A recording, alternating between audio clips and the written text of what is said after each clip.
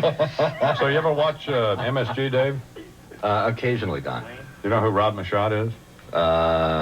Yeah. No, you don't. Oh, Yes, he does. You lied. What does he look like? Assad Rashad. Ahmad Rashad. Ahmad Rashad. He used to be on NBC. Never mind, Dave. All right, Right? Dwayne. Dave, are you on the 23rd floor of the World Trade Center? Yes. Can you get the window open? Just plow right through it. What the hell? I never watched him too often, you know. But, Yeah, I'm sure you haven't. It's okay. Oh, Dave, what a creep. Really? I never knew what I was. Last night when I went to bed, I never knew what I was getting myself into. No, you didn't. No. Yeah, Oh, you're fine. It's a nightmare. So how was it working for Malcolm Ford? I wish I did. Yeah, I'm sure you do. Really? Now you do. Believe me. I bet you do wish that. All right, do the cars. All right. Central Parkway has a little bit of problems this morning. Hey, all right. How about that all understand? Street parking guy. So you're from Arizona, right? Let me get Born some in background. California and raised in Arizona. there in Arizona, yeah. All right. You grew up listening to the radio? Yeah, I guess, yeah. I was never a big radio fan, you know. I mean, I got interested in radio when listening to Wolfman Jack, you know. How old were you at that point?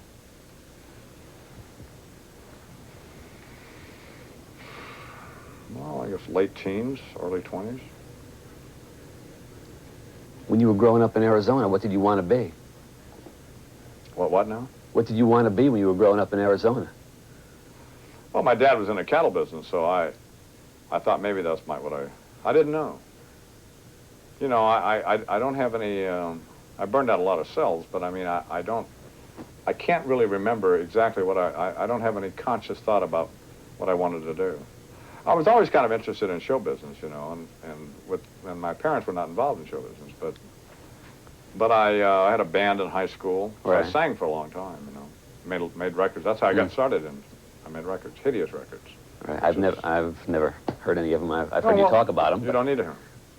You can just take my word for it. They're horrible, you know. But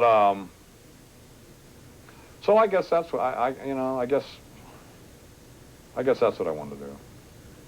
And that's Sing and make records. Yeah, write songs, and so I did that for a long time. Yeah, you made money at it? Little, but not a lot. You know. Not enough to. Was it enough to get you out of Arizona? Well, when I got out of high school, I went to join the Marine Corps. You played in a band there somewhere? Well, let's not make it sound, you know, like I'm some wussy. I was in the Marine Corps. And I was in a... But you are, Don. Yeah, I know, but I mean, I was in a 105 howitzer outfit, and I didn't like that because they were mean to you.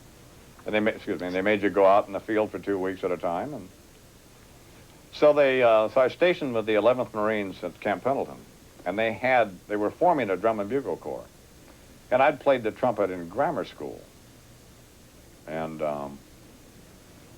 so and they desperately needed people to be in this drum and bugle corps. So getting back, that's how you got out of Arizona. Yeah, that's how I left Arizona, as I joined the Marine Corps when I got out of high school. And then I wound up back in Arizona,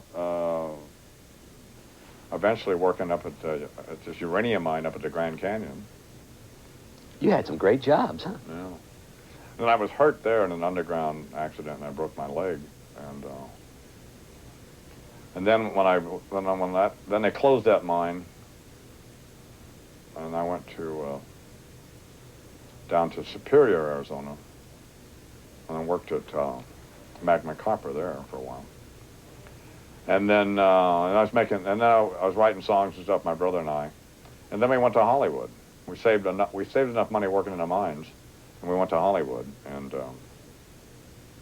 we made records, and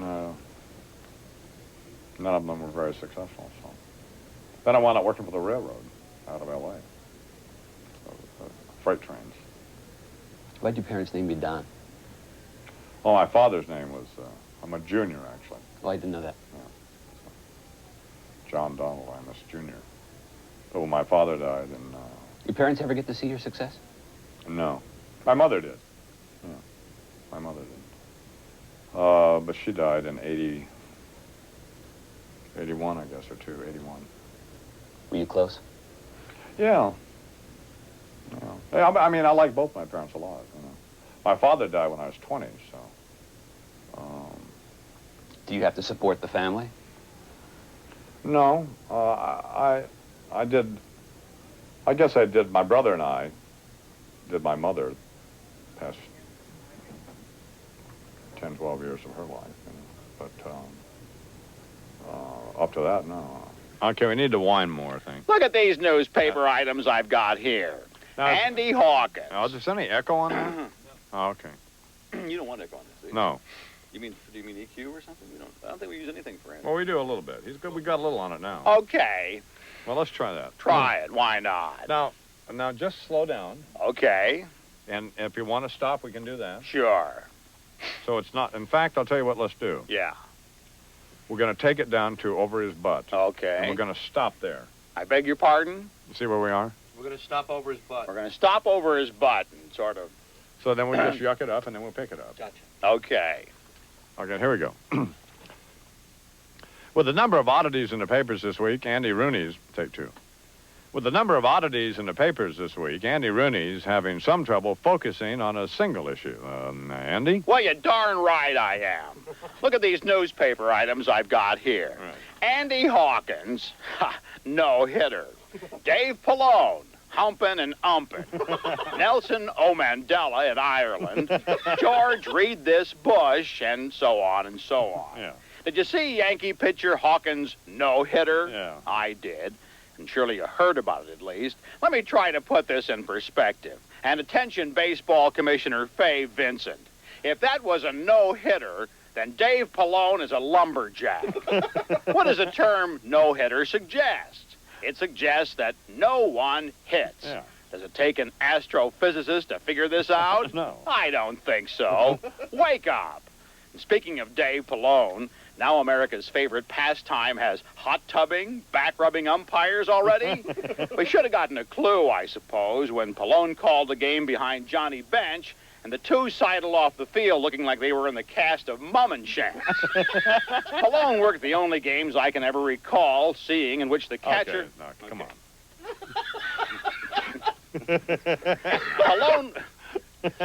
Pallone worked the only games I can ever recall seeing in which the catcher wore two masks, one over his face and the other over his butt. I don't know about you, but it also strikes me odd somehow seeing Nelson Mandela in Ireland. Well, at least no one is going to mistake him for a shillelagh. No, they're not. Can you just hear him? Now you know who I am. I am a leprechaun. Jeez. And look at this. Under TV Pictures of the Week, most likely to make you squirm. Here's my winner, Effie Berry at the trial of hubby Marion. You know Marion, the Just Say Yes mayor of Washington, D.C.? Yeah. Well, at least now we know who President Bush scored the crack from across the street from the White House. Oh, and speaking of President Bush, Yeah. you add him to this lineup, and it looks like a mass breakout from Creedmoor, doesn't it? Yeah, no. By the way, where was George on this no more taxes issue? I can tell you where he wasn't. He wasn't up front. That's where he wasn't. No, he wasn't. Rather than going through all those histrionics and exaggerated theatrics with the read my lips jazz, wouldn't it have been more appropriate if he had just done what he apparently intended to do all along? No, it's not, Andy. Stared earnestly into the camera with those big old goggle eyes of his, then reached down, unzipped his fly, and said, "Hey, read my dipstick."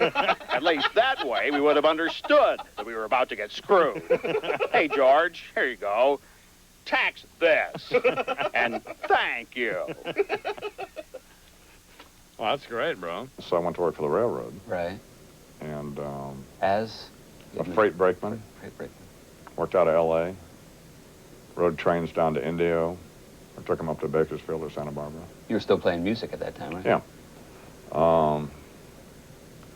But in those days, that was the early 60s and middle 60s. And you could make $1,400, $1,500 a month, which was a lot of money. Good money back then, yeah. Yeah. So. And then, I don't know, somehow I just stumbled in the radio, you know. So. Somehow, how? How do you stumble in the radio? Well, I don't know. we were in a position where we were paying disc jockeys around L.A. to play the records, you know. Were you really? Yeah. And I remember I'm curious, how much would you have to pay? Well, Herman Griffith at KGFJ, which was a black station in L.A., did, and a lot of my records sounded black. And I'd produced a record with somebody, and this girl, and Herman had a #1, #2, and #3 pick. And the #1 pick would go for $500 a week, and so on, you know. And so I think the #3 pick was $250 a week. So then, so I gave him $250, and you'd be the #3 pick, and he'd play it. I forget exactly. It's been 30 years or 20 years, but so that was the way that worked, you know. And I thought, well, you know, did you go under the name Don Imus back then? Yeah. Did you? Okay. And I thought that, and that was when Boss Radio hit in Los Angeles with Robert W. Morgan. You know, the whole Drake Chenault deal. Yeah. And Robert W. Morgan and the real Don Steele and some of those great Don McKinnon and some of those great disc jockeys, Emperor Bob Hudson and those guys. And and so I was listening to radio, simply not listening to disc jockeys, but listening to music, you know. And you know, I'd always thought I was kind of funny. And did other people tell you that? Yeah. And I didn't, well, people would laugh, you know, and I moved, you know. So but I didn't, so there was a radio school in L.A., the Don Martin School in Hollywood, where, and in those days you had to have a first-class FCC license to get a job in radio, because they needed somebody to turn the transmitter on, you know. Right. So I went there and got that, took a few announcing courses and stuff, and they threw me out of the school because I wouldn't, you know. Well, I don't, you know, I didn't do what they wanted me to do, I guess. I wouldn't read the commercials the way they wanted them read, and I wouldn't. Were you always that way? Well, you know, I guess a little bit, and I just, you know, I mean, if I could see some way to make something funny as opposed to being serious about it, why? But anyway, So you took a chance and you got kicked out of school, broadcasting school. No, yeah, it didn't make any difference. Okay. So then, so we were still working for the railroad, Fred and I. So we were on our way to Palmdale to catch a train there. We were working a train out of Palmdale. And they had a little, and I had an audition tape that I'd made. And they had a little station in Palmdale. And I was afraid to go in. I mean, I was nervous, and, I mean, I'd never make it. What's your age at this point again? I was 26 or so. Okay. So anyway, we were driving up to Palmdale, and Fred says, and I was just, as I was going to say, I wouldn't make a good salesman, door to door, or anything like that, because yeah, I don't know. I just was, you know, I was just very reluctant to go in and take my tape in, and Fred made me go in. Is Fred older? Younger. He's younger. A year and a half younger. Okay. So he made me go in, and the program director was on the air at the time. It was just a little tiny station, not much bigger than his office. So he played my tape he played it on the audition channel while he was on the air. So he was somewhat distracted listening to it. He said, what are you doing Saturday? I said, nothing. He said, well, you can do the morning show Saturday. So I did I did 2 Saturdays, and then the morning man they had left town on a hot check thing or something. And he said, how would you like to be the morning man? I said, that's fine. That sounds good. So Were you excited? Oh, sure. It was great. So, and I worked there about 3 months, and then Ron Jacobs from KSJ in L.A. tried to hire me until he found out I'd only been in radio 3 months. He liked your sound that much, huh? Yeah. And, but then a guy hired me, I was making $400 a month. This was in '68. And the guy came through town, and he asked me if I wanted to come up to Stockton, the KJO in Stockton. I said, yeah, sure. So it was $800 a month. So I worked there for a while. So that first job was the only job you ever had to apply for? Yeah. And then, well, no, then I got fired in Stockton.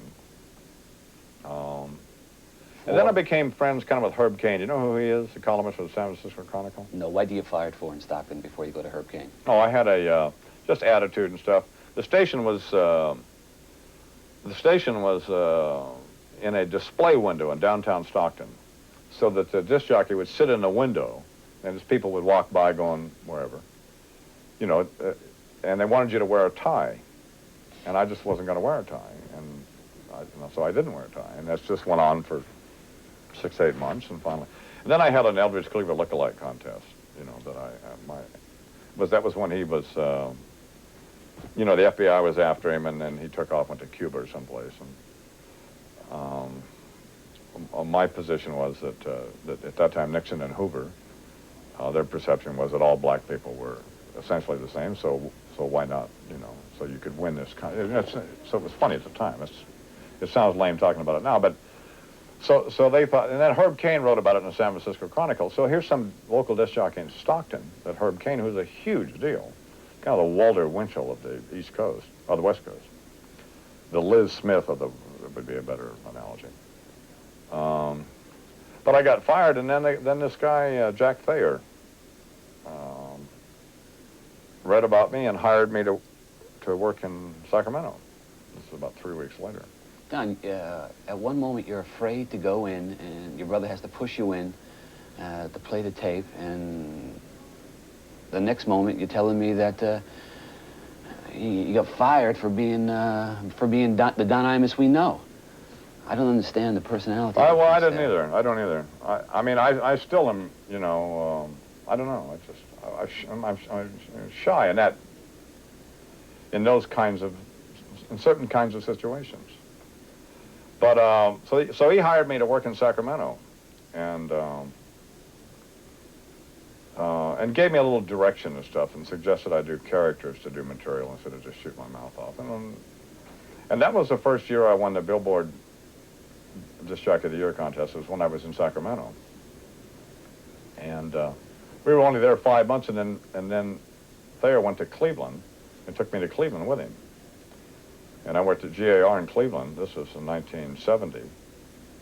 And I'd only been in radio at that point about a year and a half. And we tore Cleveland up. We took that station from nothing to #1 in 63 days. And it was like an old line. When did you realize it was working for you? Well, I right away, I got a sense that I was onto something, and in those days you'd get in a lot of trouble because sponsors would complain and listeners would complain, and you didn't care. Well, I cared, but I didn't know what else to do. I guess that's really what it was. I wasn't going to be like a Z100 disc jockey and read cards and stuff, which they did in those days as well as now. Coming up on Imus In The Morning, Mad Dog Russo, Dave Pallone, separated at birth. Well, not exactly separated at birth. They were actually separated about 3 weeks ago. Coming up on Imus In The Morning. I won the Billboard Disc Jockey thing again for major markets. And everybody in the industry couldn't figure out who this guy was in Cleveland. Winning all these awards. Yeah, and, not somebody from New York or Chicago or L.A. And I see you proudly display them in your office. No, I don't. But they're in a box somewhere. But at any rate, so then NBC offered me a job. Pat Whitley. And in fact, I was speaking at a Billboard convention in Chicago. And I said, well, I'd have to have $100,000 to come to New York. It was a huge amount of money in those days. You just took a chance and said $100,000? Yeah, well, so I figured that's what I wanted to make, so. But I couldn't, they wouldn't give it to me. They gave me 80. And I was upset about that. Before I even took the job, I was pissed off about it. And so... What were you making in Cleveland? 30. You're making 30, so you doubled more than doubled. Well, I'd just gone to 30 in Cleveland. Jeez, you had balls to ask for 100, from 30 to 100? Well, I'd actually been making 16 in Cleveland. And in order to try to keep me there, I didn't have a contract or anything, but they gave me 30 to try to entice me to stay, because they knew that I was getting interest from around the country. So, but I settled for 80. But I wasn't in New York very long, then I made them give me 100 because... What year was this again? 71 I came to... 71 I came to New York. So I was here about 3 months. I think the first... I forget exactly how it went down, but... You were married with kids at the time, right? Yeah. Was that tough? Well, I wasn't Mr. C from Happy Days, so... Never thought you were. Yeah. So my kids like to point out to me now.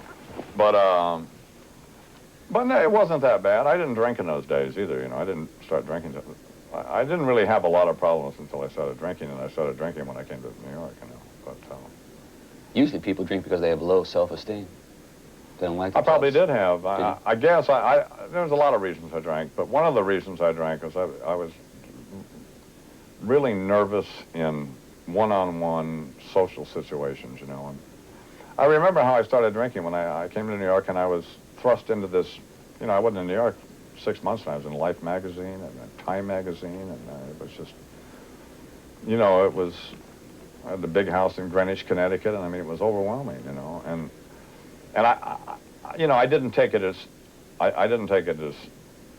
that seriously, but and I've heard other people say this, but there's a certain part of you that asks, or that I, found myself thinking, you know, Jesus, this happened awfully fast. And I really didn't do that. I mean, I didn't do anything. I just You're just being yourself? talk dirty and play the hits. I mean, that's what it was in those days. It wasn't. We didn't call it shock radio then, but. So I think there's a lot of reasons people drink. I mean, it has nothing to do with, has little to do with the profession and that kind of thing. It's you know. Did you like yourself back then? I guess I'm not too clear on all that.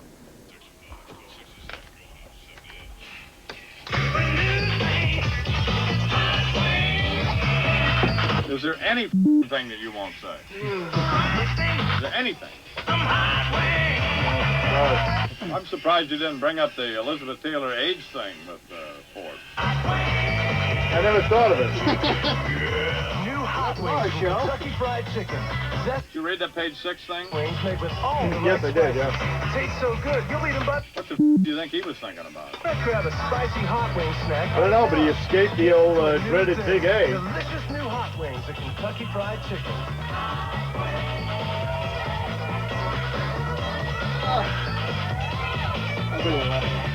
Forget the network. That's all the spots, right? You have Tri-State Acura and Big Boy Toy Show. I thought I did that Tri-State Acura. Not that one. Okay. Well, let's do traffic here in another minute, and then we'll do that and the Big Boy thing. The folks at Maxwell House would like to remind you that all coffees are not created equal.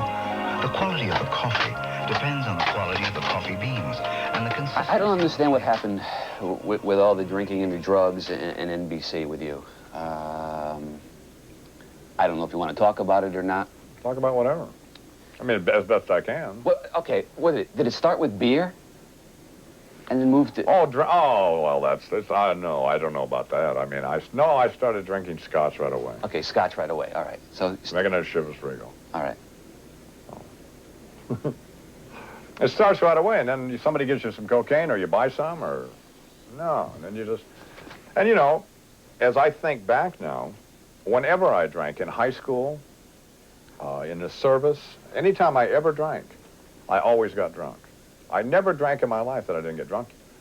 Beer in high school, I was the one who got drunk. Mm-hmm.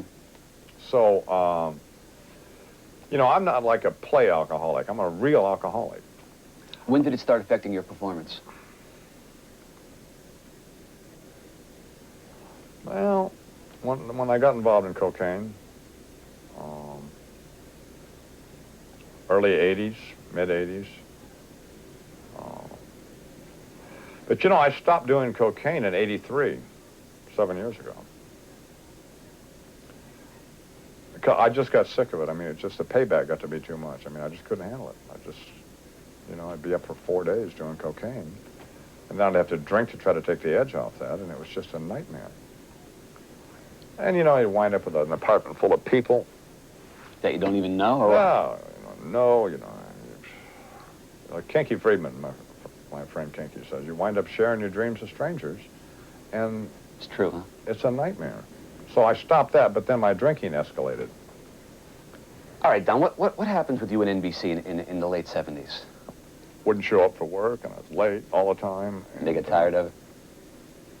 Yeah, and they said, you know, who needs this shit? So when they changed their format, and Bob Pittman came in, and Charlie Warner. Didn't you have to go to work back in Cleveland? Yeah, I did go back to Cleveland. What year? What? 78. 78, okay. That must have been tough to swallow, huh? No, it was great. I was out of work for a year, and I did this horrible talk show on, TV show on Channel 5 for Metro Media News. It was Metro Media News Station. God, I remember seeing it. Called Imus Plus. And it was You haven't had much luck with TV, have you? well, no, because I never really wanted to do any television, you know. I mean, I've never had any desire to do television, and still don't. And, you know, I did VH1 for the initial year and a half of that. I know, but they give you the money, you know. Yeah, I understand that. I was Bob Pittman, and actually, that was okay. But anyway, I had no offer. When I got fired from NBC in '77, I had no offers from anybody. Zero. They said, the people in the business said, stay away from Don Imus? Absolutely. There's no way I could get a job. So I got offered a job at Chum in Toronto. I turned that down. And then Malwright offered me a job at the same station on Z100. And they offered me a job in Cleveland, working afternoons, but for a lot of money. As much money as I'd been making here. Gave me a new Corvette, so. But it was the single, one of the most humiliating experiences of my life, because I'd been the guy, you know. I mean, I'd been the guy in radio, particularly among my peers. Is it tough having to listen to other people, knowing you're better than them, and you don't have a job? Well, see, I never listen to radio, okay. And still don't. I never have. Even when you were out of work? Okay. No, I listened to the radio before I got in radio. And after that, as soon as I got in, I stopped. So no, I didn't. I remember the first day of listening to Ellie Dillon, who replaced me at NBC. It's okay. And I thought, sitting up there in Greenwich, and I thought, this is not going to happen. I mean, one of these days, they're going to have to come back to me. And so you knew? Yeah. Except I had to get my act together. I mean, I had a horrible attitude. Didn't guys like Chuck McCord, the people that were friends with you, try to straighten you out? I'm pretty hard to talk to, you know. I mean, I'm not an easy guy to reason with, and there wasn't much they could say, you know. And it wasn't that evident in those days that I had a real drinking problem. I mean, I certainly didn't think so. I had a horrible attitude as a result of the drinking. So anyway, I got the job in Cleveland, and I went out there for a year, and I did great there. In fact, I just signed a new deal with him when I got a call from Bob Sherman, wanting to know if I'd come back to NBC. And Pittman was still here, and he was the guy who had participated in firing me, you know. I said, yeah. And they made me come back for less money than I was making when I left. Was that okay? No, but what nothing I could do about it. I mean, Mike Lynn, who's a great, great lawyer and represents, you know, everybody from the Ninja Turtles on down. I remember I was staying at the Gramercy Park Hotel, and he said, I'm going to walk around the park once with this guy. Meaning you? No, Bob Sherman. Okay. The guy who was making a deal with. All right. He said, and I'm going to tell him if we either have a deal when we get around the park or we don't have a deal. And he said, I'm going to have to take I'm going to get whatever I can, but I'm going to have to. So we came for less money. So you had to swallow your pride, but you were damn glad to be back. Yeah, but then I made him pay. I beat him to death after that. Is that what you thought to yourself? I'll make them pay? No, I thought actually it was probably fair. I thought I had something to prove, you know.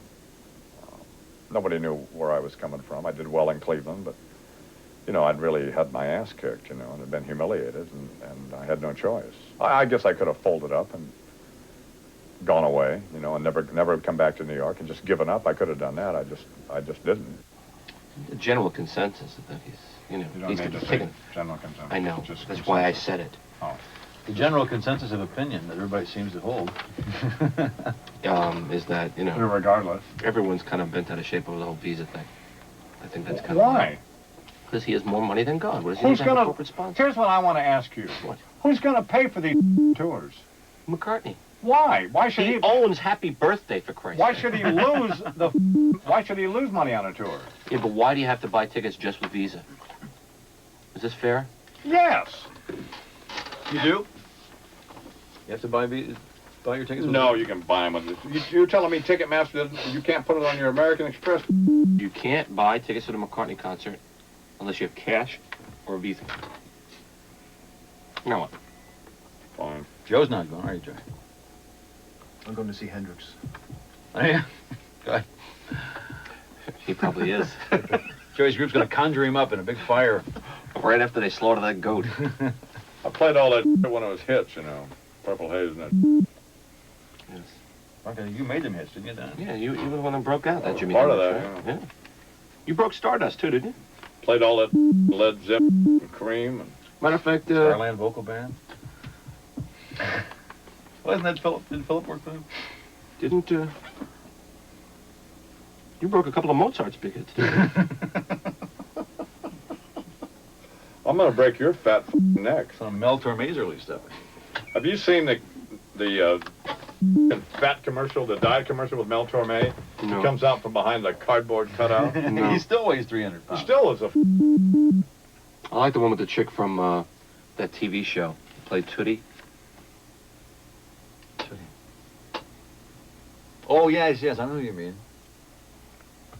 From Facts of Life. Yeah.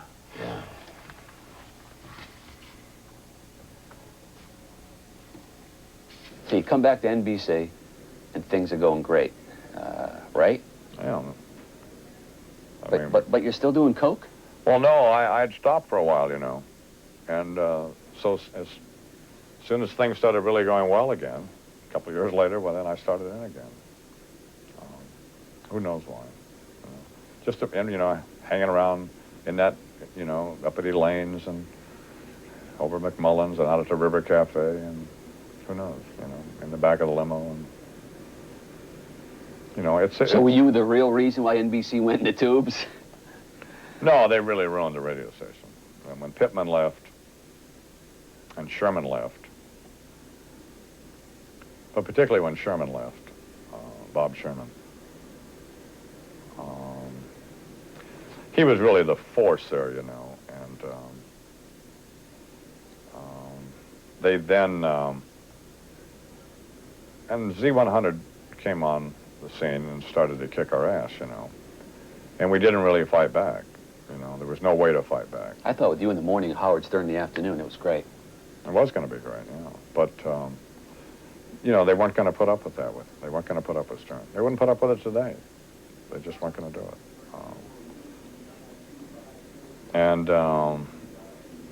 You know, as well as he does, I still make more money than he does. And he was on 3 radio stations. And the reason is they can't sell any spots, you know.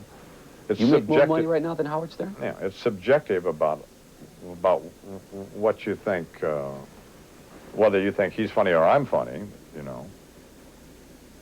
That really is not relevant. What is relevant is that American Airlines or United or Coca-Cola or McDonald's or I could, you know, go on with all the corporate sponsors, Mercedes and on and on and on, will advertise here and they won't there. So for whatever that, and I don't make any judgment about that because I'm the one buying the time.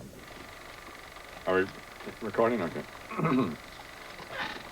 Imus in the Morning here in the Kaufman Astoria screening room, or airplane hangar. With Cecil B. the man, a Hollywood homeboy. Good morning, Cecil. Good morning, Mr. Imus. What's happened, maybe? Well, Tom Cruise took the movie going public by thunderstorm this past weekend with the opening of his new film, Days of Thunder. He got the cruise control on and speeding towards the checkered flag of the summer movie box office race. Unfortunately, the other new release of the week, Ghost Dad, don't stand a ghost of a chance. No. The film, featuring TV giant Bill Cosby as a dead man, died miserably at the... Huh? The film, featuring TV giant Bill Cosby as a dead man, died miserably at the box office. And the inside dish has it that America's favorite TV dad is taking his on-screen role a little too seriously. Because after the disastrous critical reaction to the new film, Kaz tried to kill himself. In the world of music, the Paul McCartney I Have Almost As Much Money As God But My Ego Is Bigger tour makes its second East Coast stop next week at the Meadowlands. There's been quite a bit of negative reaction from the fans on this tour, not because of the slimy, money-grubbing, inane corporate sponsorship by Visa, but rather the insipid behavior of the onstage McCartney himself, where once his cuddly and cute persona sent his female fans into an orgasmic frenzy, the same personality traits on a man almost 50 years old come off looking lame and pathetic, leaving many concertgoers with the opinion that they shot the wrong Beatle. Now, wait a minute here, Cecil. The usual rumors of a Beatle reunion, by the way, were also quelled by the revelation that John Lennon is indeed, in fact, still dead. Oh, come on. On the television front, Cablevision Sports Channel received a crushing blow this week when the pilot episode of Mad Dog Live, starring WFAN's Mad Dog Russo, failed to chart at all on the rating scale, causing some cable operators to assume the signal was down. A spokesperson for Sports Channel stated that this was the lowest rated show the network has ever aired, finishing behind the two all-time ratings lows, Jamaican bobsledding finals and the live Alaskan salmon racing. Elsewhere on the dial, the recent visit to Hollywood by Nelson Mandela proved to be a fruitful one, for the much-revered ex-political prisoner took a number of lunch meetings with the heads of the major studios and has all but signed a deal for the new ABC sitcom, Those Wacky Mandelas. The weekly series centers around the Mandela family's assimilation into American culture and their effect on the citizens of a small southern town. Some of the nutty episodes planned include Nelson coaches Little League, Winnie goes to the PTA fashion show, and Jesse Helms stops by unexpectedly the same night Two Live Crew come to dinner. The electronic entertainment show in Las Vegas, a new video game system was unveiled. Are we going to keep going here until we get to something funny? So, is that kind of the plan here? You're going to like this because it's about you. Oh, okay. Yeah, you're going to laugh a lot at this. A new video game system was unveiled, bearing the name of popular morning radio host Don Imus. Don Tendo, as it is called, is an interactive computer game system which affords the player the ability to vicariously live the life of America's best-loved DJ. Some of the game cartridges previewed were Super Imus Brothers, a two-player game where players assume the identities of Imus and his brother Fred, The Legend of Collins, a role-playing quest to find the secret hidden kitty litter box, and Macaroni Madness, where you run on a treadmill against the clock to prepare a wash tub of creamette pasta. Although not quite ready for mass production, the game will be released as soon as they iron out a few wrinkles, namely the ones at his neck. I don't think that's necessary, do you? No, that's tough. Seems to be the man, Don't even bother, we got to do it again. Did a little piece of you kind of leave with NBC? When NBC folded? Or you just didn't care at that point? No, I did care, but the people who were in charge of the radio station at the end were so hideously incompetent and had so little to do with any success that we'd ever had at NBC that I really didn't relate to them at all, and I didn't even talk to any of them. I remember the day I left. I walked out of there at noon on a Friday, and I never looked back, and I never went back. And I know they still have these little get-togethers, all of the people who were there at the end, and they did some kind of tribute, which they, in my mind, they had no right to do, and had people on the air, you know, in the final minutes of the life of WNBC that had no right to be doing that, and so I was really offended by the people who were there and the way they conducted themselves and the whole demise of that. So a lot of me, it affected me a lot more than I've even ever talked about, and I have not a lot to say about it now, except that it was really a traumatic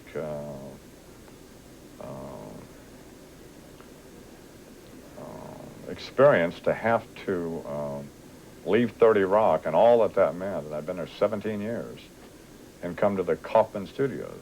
I mean, at that time, it just, you know. Let's talk about that. Let's talk about the present. Is it fair to say that this station, this all-sports radio station, would not exist if it wasn't for Don Imus? We never would have heard of Mike Francesa and Christopher Mad Dog Russo? Probably not, really. That's not to take anything away from what they do now, or whether they're any good or not, because they are, on all of them. Everybody sure. here does a good they're job. very good. But no, there would have been no, because when we had a contract, so we had to come here, but then when we re-signed with them. Which was last year? Yeah, a year ago. $2 million per year for 5 years? Whatever it is. And it's a lot of money.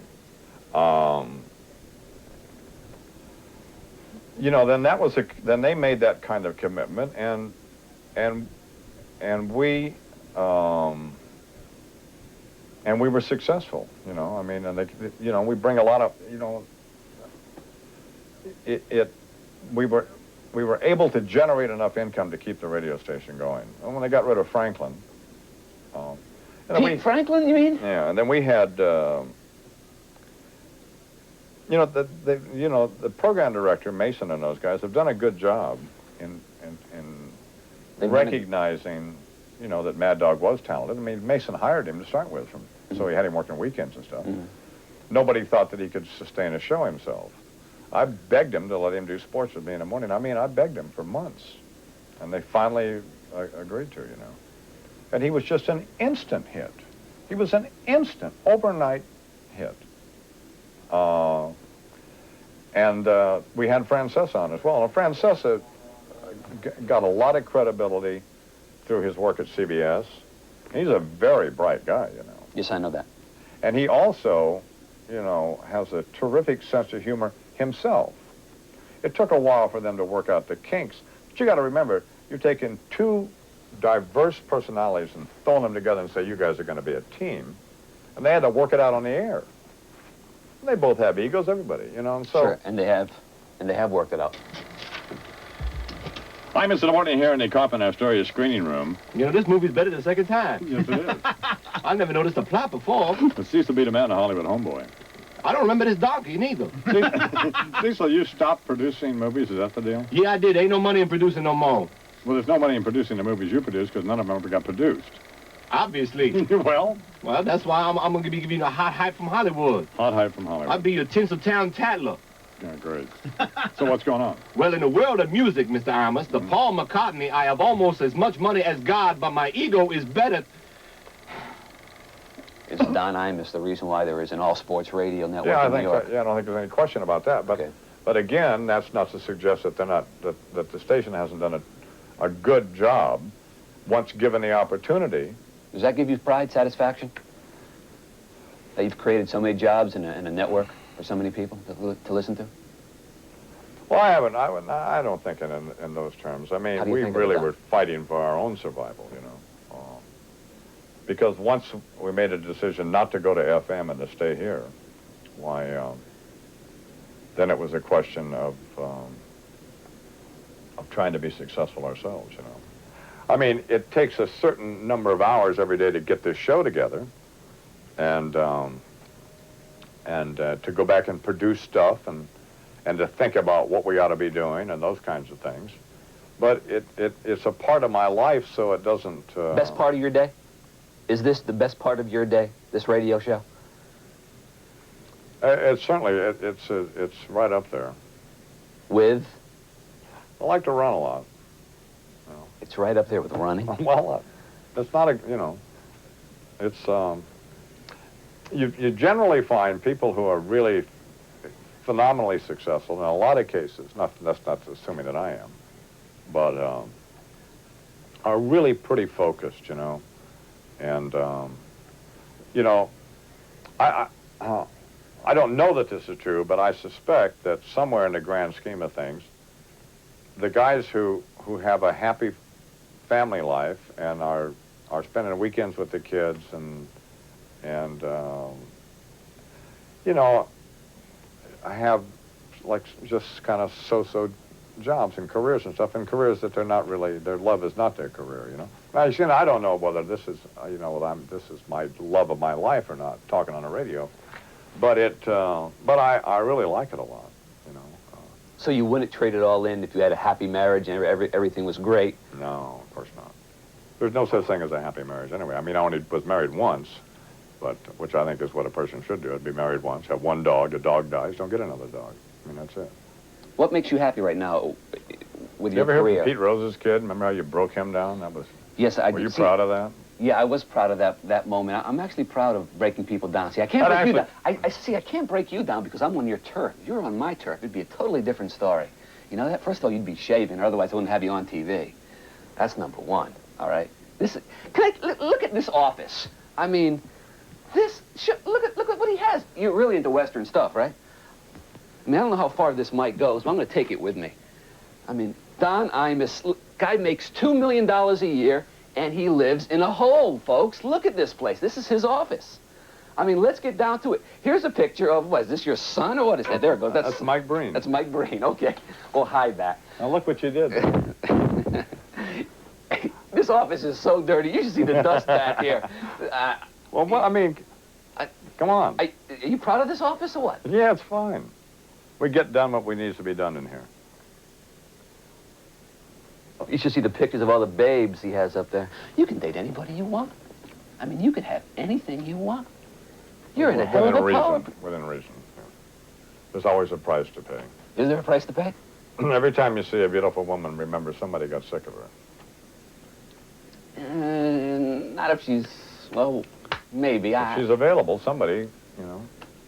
And the same goes for women. Every time you see some guy who you think is really, you know, is just God, the knight on the white horse, you got to remember some woman couldn't stand him.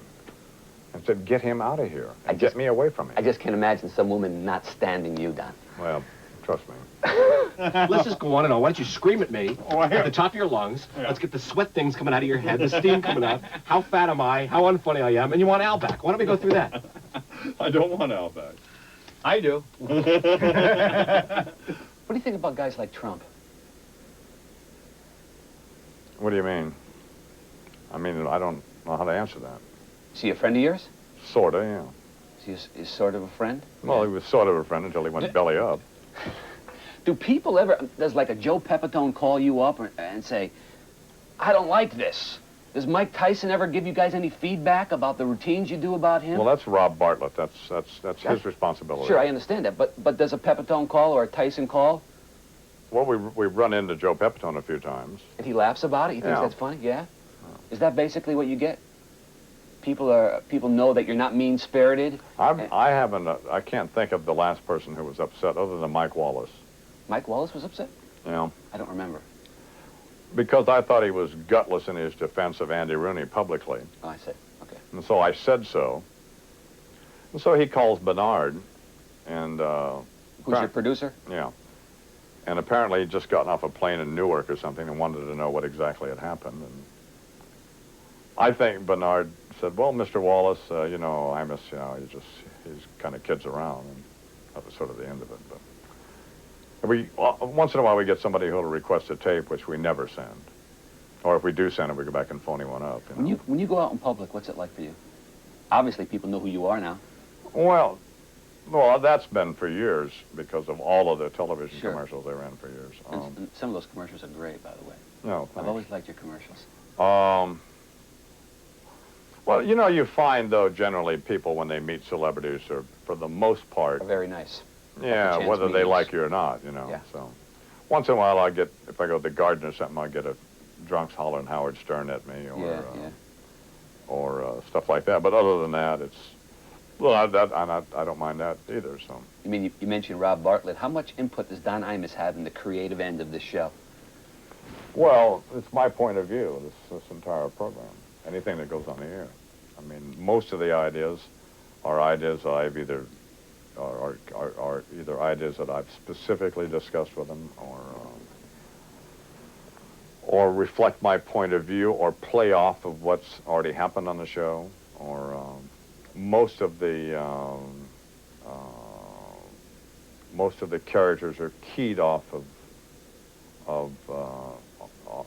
me, as in some cases, like with Tyson and with Pepitone, and that stuff as a straight man. And have you ever said, damn, I wish that didn't go on the air?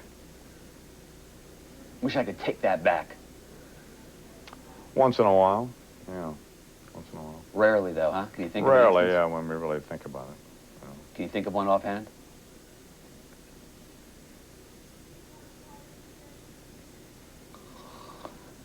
No, huh? No. The Warren Beatty pause for you.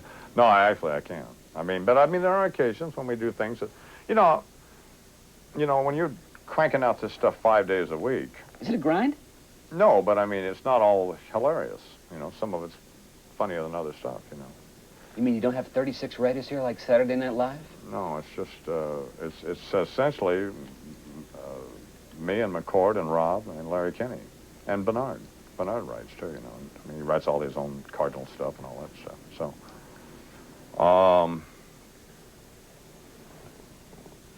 Rob writes all of his own stuff. Do you enjoy ranking on people? Do you like that? I mean, you call me bozo. Yeah, this, but I mean, here I am trying to be nice to you, and I do, but I that's don't. just a part of you. I mean, he gets on the phone with me, folks, and he calls me, and every other word out of his mouth is F. F.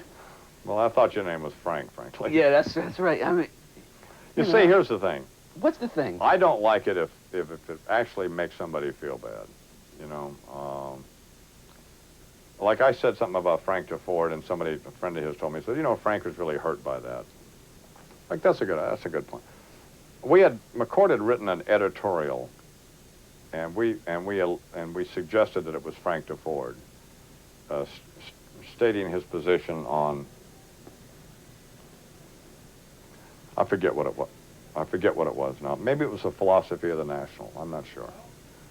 But it portrayed Frank as a bozo, you know, and a pretentious yuppie. Right. Which he's not. And Frank, you know, was upset by it. So, I mean, so that's not the point here, to try to make people feel bad, you know. I mean, there are certain people who deserve it, you know, the Steinbrenners of the world and those kinds of people who deserve to be hammered, you know. But for the most part, making fun of Greg Jeffries because he pouts or something, I mean, I don't want Greg Jeffries to get upset about it. I mean, it's not anything personal, you know. Or Bobby Ojeda whacking his finger off. I mean, there's nothing personal going on there, you know. So, and they're not bad people. You know, Steinbrenner's a bad person. You know, there are bad people around. Is Don Imus a bad person? No, not at all. No. So. Mad Dog? Yeah, turn the TV down. Turn the TV down. Turn the TV down. Yeah, Mad Dog? You're a Mad Dog? Turn the TV down. Turn the TV down. Mad Dog, this is Bill from Brooklyn. Go ahead, Bill. Yeah, what, is that a polo shirt you're wearing? Is that, what is that? Molly gave this to me. Oh, that's a great shirt. Thank you for the time. All right, bro. I appreciate getting to see your Rolex watch here. You should see his watch. What's that, about $20,000 right there, that watch? No, it's a cheap one. Is that a cheap one? Yeah. 10, I think. Is it? Oh, maybe it's more now. It still doesn't keep good time, by the way. There are not even any numbers on it, if you'll notice. That's right, no numbers. But my philosophy is... but it does keep the right day. It does say the second. If you wear one of these, you don't need to know what time it is. So yeah. That's true. I don't... Like my brother doesn't even need to know what day of the week it is. He determines if it's Sunday, if there's less traffic in El Paso than on other days. That's how he tells it's Sunday, so it's all relative.